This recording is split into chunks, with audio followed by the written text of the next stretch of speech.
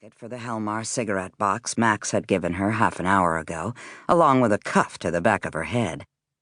"Don't you go dragging your feet like last time," he'd said. "I can't afford to lose business. It was raining. Lionel ain't gonna ditch you. It's not raining today. Go." He raised his hand in warning. She darted out of the dressing room and heard him laughing behind her. "Run, rabbit, run!" She spat on the pavement, kicking at a squashed stogie, spun on her heel, and headed for the exit gate. When she glanced back over her shoulder, the dingbatty little man was gone. Chapter 3. Max always gave her fare to the movie studio or the other places where she delivered hashish cigarettes and dope, though only enough for one way. She never stopped asking him for the nickel, even though that risked getting smacked. "What about the fare home?" She sat in his dressing room, a makeshift shack even smaller than the one where she lived with her mother, tossing her cap into the air as she watched him get ready for work. "Just another nickel. You got plenty." "The hell I do. Tell Lionel to give it to you. That's his end of the deal, not mine." Max leaned into his makeup mirror, drew a comma in black coal along one eyelid. "You're too lazy to work, boy. I'll find someone else." Before she could duck, he grabbed the cap from her hand and tossed it toward the back of the room, where it fell beneath the cracked window. Pin retrieved the cap, then stepped to an overturned barrel that served as a chair. Scattered photographs lay atop it, old French postcards that showed the same young woman, dark-haired and wearing a black schoolgirl's uniform. Her waist was grotesquely small, tightly corseted beneath the uniform. Corsets were going out of fashion. These pictures had to be at least 10 years old. Looking at them made Pin feel slightly sick.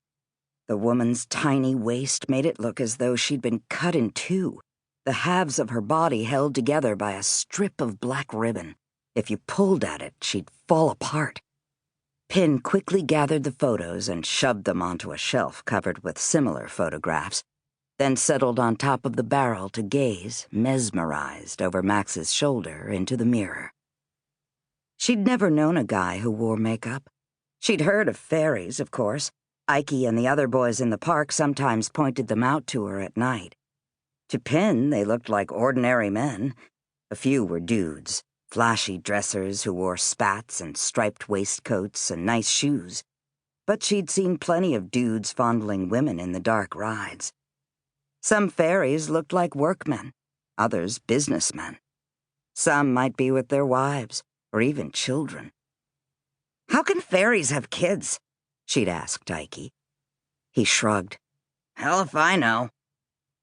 Once in the Comique, the park's movie arcade, she'd seen a pair of young men standing together in front of a mutoscope, dressed like they were headed for a dance hall.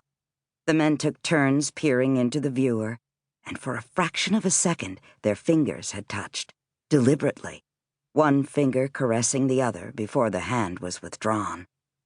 The sight had filled her with an emotion she'd never felt before, a cold flash, neither dread nor fear, yet partaking of both, along with a pulse of exhilaration, as though she sat in the first car of the velvet coaster as it began its plunge down the tracks. Max wasn't a dude, or a fairy as far as Pin could tell. She followed him sometimes around the park, always careful to keep a safe distance, half hoping and half fearful that she might see some proof that he was something. Some look or touch, a foray into the fairyland woods and picnic ground where men were rumored to meet. She never did. Other than the occasional knock to the head, he never laid hands on her. Off stage, he wore shirt sleeves, no cuffs or celluloid collar, and plain dark trousers, indifferently pressed. He had vivid yellow-green eyes, the color of uranium glass. He dyed his hair blonde, but that was for the act, like the makeup he painstakingly applied before his first performance and touched up during the day. His mustache, too, was fake, and only half a mustache. He was Max and Maxine, the she-male, half man and half woman, appearing at irregular...